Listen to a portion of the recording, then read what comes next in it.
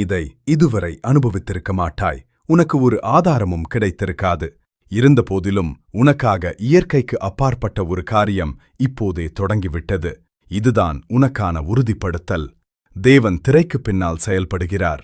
என் அன்பு மகனே, மகளே, மாற்றமேதும் காணாமல் சோர்வடைந்திருப்பது எனக்கு தெரியும்.